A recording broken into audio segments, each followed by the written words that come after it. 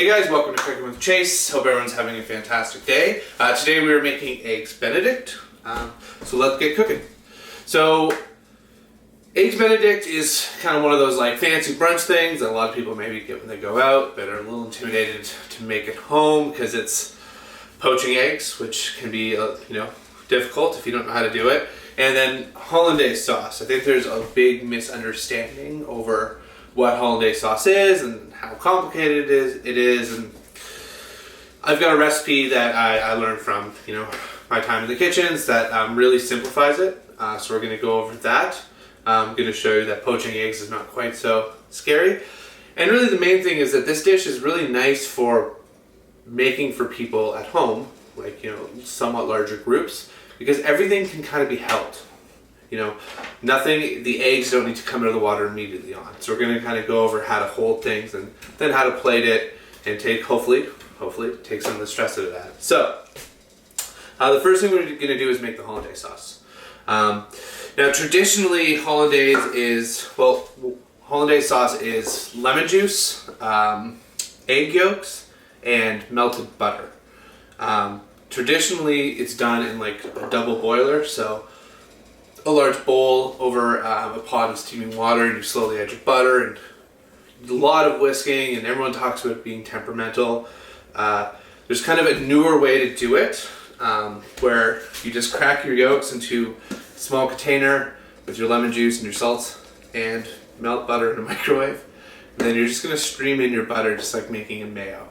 And the heat from the melted butter from the microwave will actually temper your yolks, because that's our goal. We're not cooking them per se, we're just tempering them to allow the emulsification to stay stable. Just like making mayo. Think about Hollandaise as a hot mayo, which sounds really unappealing, but in terms of what we're actually doing, that's exactly what's happening. We're creating an emulsification between a fat, the butter, and an acid, the lemon juice. And what's stabilizing that is the egg yolk. Same as in mayo. So, first we're going to crack 3 eggs into a bowl. I talked about this in another video. Got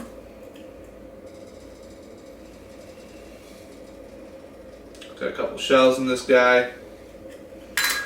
I talked about this in the last video that this is the best way to deal with your yolks, is crack them in a bowl before you separate them, toss some shells, and then just use your hands, which are nice and clean, right, because we're cooking, to get your yolks out.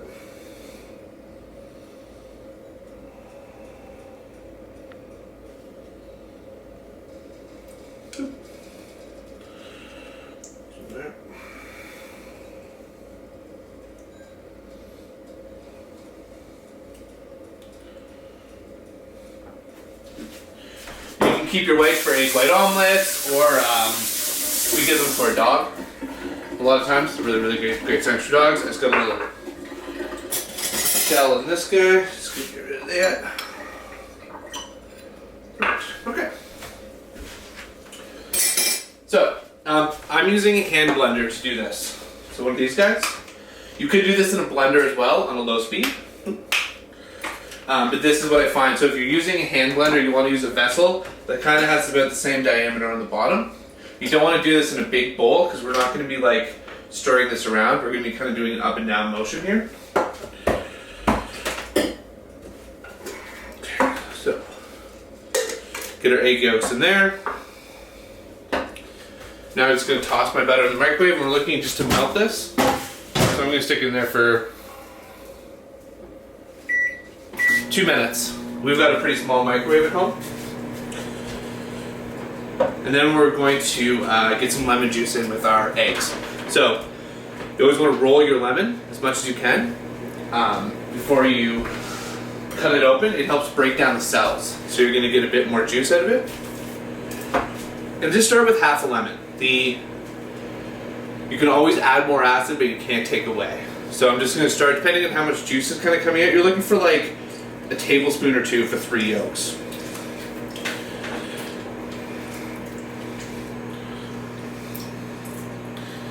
And you kind of just go through your hand there to prevent any seeds from coming through. I think a seed might have came through. Oh.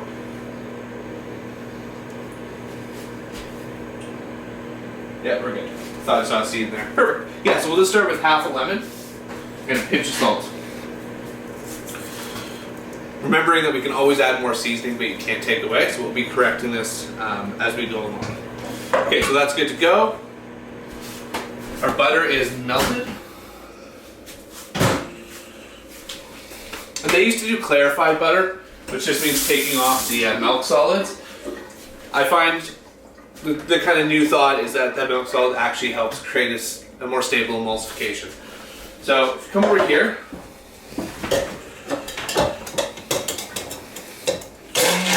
you want to get this blitzed up nicely.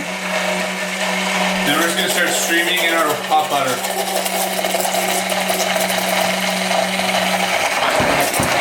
A little bit, let it go.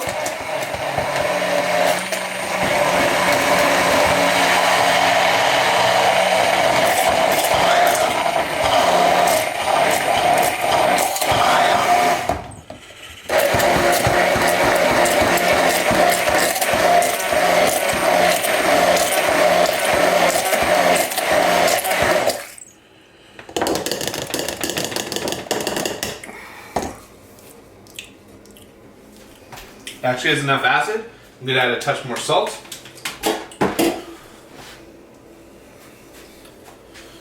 And at this point I don't need the blender anymore. I can just stir it in with a spoon. And this is a little bit of how you like your hollandaise. So that's it. We just made hollandaise sauce in 2 minutes, right? I don't like mine super thick. So we talked about this before. It's holding the line on the back of a spoon, right? I don't like too much. Some people will do vinegar reductions where they're taking herbs and reducing them down in vinegar, white wine vinegar, and mixing that in. This is a complement to everything else in the dish, so I just kind of like to keep it simple. I like it really bright with lots of lemon juice. But this, to me, I want it to glaze the top of the eggs. So you see how it's holding a stream and that line on the back? This to me is a perfect kind of consistency. And it just worked out that I used all the butter. What I usually do is I melt too much, because you can just use what I need, and then if there's leftover unmelted butter, I just let it go on the table and then use it for cooking later on, right?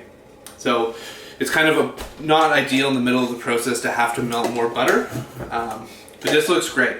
So at this point, you can just see how nicely it's coating that spoon, right? If that's really what you want. So at this point, I've got a little lid for this container, which is nice, and I'm going to kind of just keep this somewhere warmish on the stove, right? Okay, hollandaise is done. Next component we're going to kind of get going here is portioning out some pino bacon.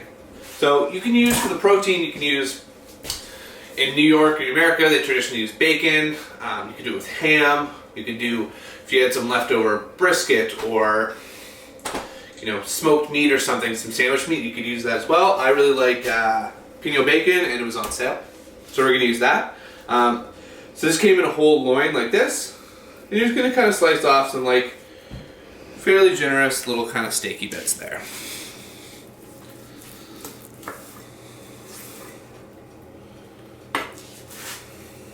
You don't have to worry about trimming any of that fat or anything. It's all kind of part of the pino. So we're just going to go for 3 slices right now. Give our hands a little wash, because this is still raw. This has been cured, but it's still raw. I've got a pan here to heat at some medium heat. I'm going to take a little bit of canola oil, neutral oil, get it in there. Get on the bottom of the pan. I'm just going to get these guys in there.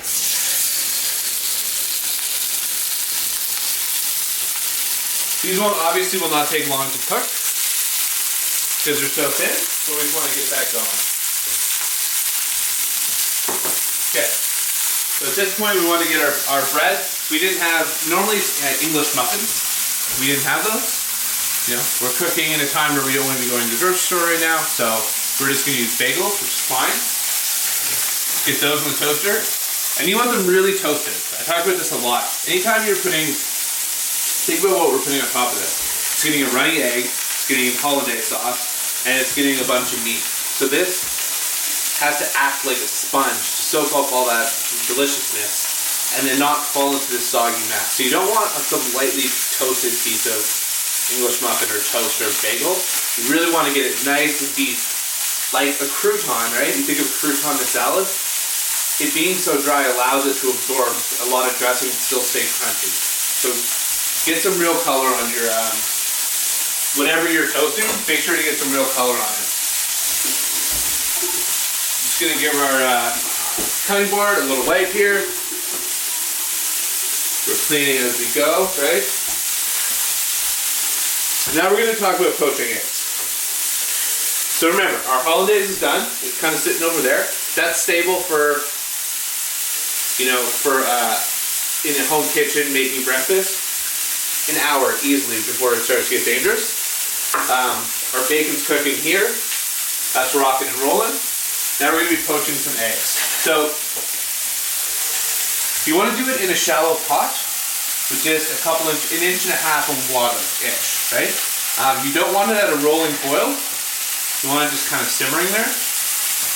And the big trick with this, there's no vinegar, there's no stirring. If people talk about that, you add some white vinegar, it keeps the eggs together. Swirl the pot. Never really helps. The main thing here is that you crack your egg over a sieve. So there's two parts to an egg white. Right there. Little discard bin. One of the parts is kind of the really stable bit around the yolk, and you can see all of this stuff that's coming through. That's the tendrily bits. That's what makes the egg fill up your water. So I'm just kind of putting it here and I'm just rolling it around. And you can see most of the white is still staying with the egg, but there's a bunch of stuff that's coming into this bowl here. Okay, and then from here, the water at a light simmer, just gonna come over, gonna roll that in. I'm gonna do the same thing with my second egg. So you can see how tight that's staying together. There's no tendrils. And then I'm just gonna stir my pot slightly just to make sure there's water underneath it. Okay? And this dish, is something where you want to get as good quality eggs as you can. If you can get them from a farmer or from a farmer's market, this dish is all about, that's perfect. Okay, so this is now going to be cooked. I'm taking this off the heat. That is now just going to chill down. So I'm not worried about this overcooking. This is going to stay nice and hot from the heat from the pan. Same thing with the toast. The toast is up, and I'm just going to leave it in the toaster. We're going to get our second egg in. Because traditionally this is served on 2 English muffins, 1 egg per half. But because we're doing a bagel, we're going to do 2 eggs per bagel half. Same thing here. So there are some tendrils and there's some whites coming off, but the vast majority of this egg is staying together because we sieved the egg, right? Got off all that excess white, the bits that we don't want. And that's what really helps keep this egg together. So this is looking really good here. So now we just have to wait for our eggs to cook, right? And that's perfect. That's exactly right. That's kind of where we want to be. So another minute, we'll have our eggs cooked. And now, this will give us a chance to talk about if you were doing this for a family, right? Because you're looking at me and you're like, well, maybe not you're thinking, but you're looking and saying like, how are you supposed to do this for a family of 4? If everyone's supposed to get 2 eggs or an egg, and you only have this much room, and then you got to go to plate it. These can be done an hour ahead of time, and just let them sit on a paper towel. And then all you're gonna do is just put them back into the water for 15 seconds to warm them up. So you can have all your eggs perfectly poached, everything kind of ready, looking good. Your bacon can be your pino bacon or your back bacon, whatever it is. You can have it sitting in a warm oven. Get all your toast ready. Have your Hollandaise sauce sitting over here for about an hour, and have all those components. And then just get your plates out. Just walk down the line, piece of toast. Somebody comes behind you, husband, wife, son, daughter, uncle visiting, and just put your meat on from a tray. Someone else follows, you know, weird aunt visiting, with an egg, and then somebody comes in hollandaise sauce, and all of a sudden you have this, you know, very elegant looking breakfast. But you had a full hour to make everything, so there wasn't this rush to try to like get everything together. So a quick question. Yeah. Why would the hollandaise only be good for about an hour, whereas a mayonnaise would be good for 2 to 3 weeks? Just because this is sitting warm. Okay. So this is the breeding time for activity. So in a restaurant, what they do is they have it in a what's called a bain-marie. So it's holding it at a temperature. This is now cooling, and as it cools, it's sitting in that danger zone where bacteria can breed, and it's a very bacteria-happy environment. It's wet, it's got protein, and it's got emulsification. So those are all the kind of things that bacteria loves to breed on. So I could have had a little bit more water in my pan. Probably some of it evaporated as I was getting set up. Right. So that happens. They're cooked now. I'm just going to take them out. What you want for that is a slotted spoon. Drain them onto paper towel. Drained onto paper towel. Okay, so we got our eggs out of the water. Our Pinot bacon is still warm in our nice pan, cooked over there. Hollandaise sauce is ready to go. We are good to assemble. So, I like to do mine in a little bowl. Kind of keeps the hollandaise sauce together at the bottom there. All you're going to do is take the bottom of, and so you can see, I like that char. I like some good color to this, because this has to absorb so much, right? So I'm going to come over here. Marley wants some, but she's not getting some. And you're trying to build this nice and symmetrical, right? So keep everything really tight on top of that, whatever your platform is. What is it? Like piece of toast, English muffin, whatever that is. So we ended up using 2 pieces of that. Got our 2 eggs here. I'm wondering if 2 is going to fit. Let's see. So again, same thing. Yeah, 2 should be fine. I'm going to keep it on the outside there. Kind of keep that round edge, following the round edge there. Keeping that nice and tight.